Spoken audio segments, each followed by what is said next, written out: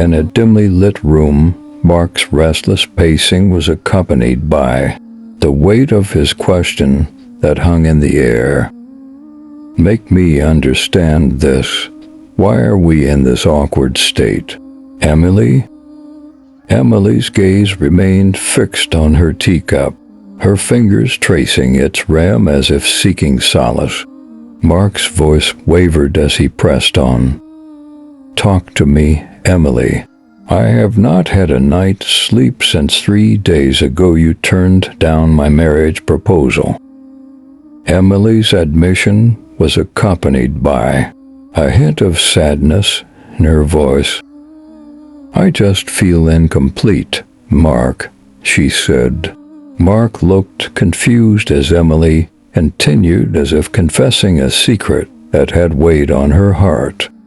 I want a man like the one I watched growing up, she inferred.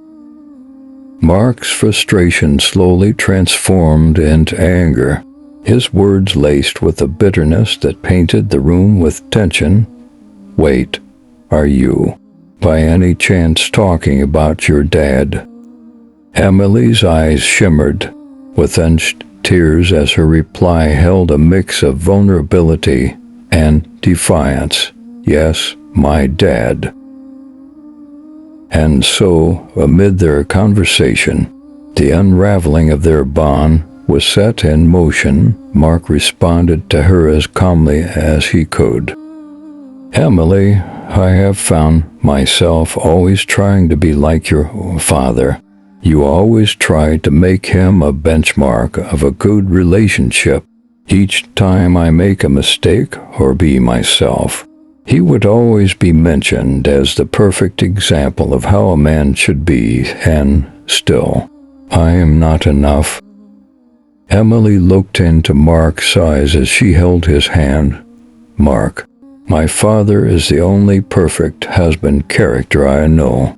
Understand that I can't bear or accept to be treated less than what I am aware of.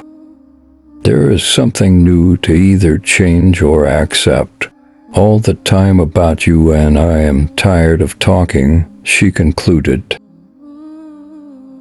You know what?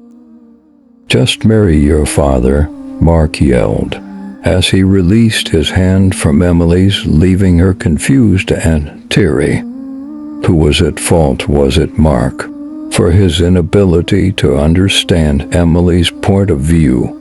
Or was it Emily's unattainable ideal that stood as a barrier to their love? Was Emily selfish or Mark impatient? Be the judge.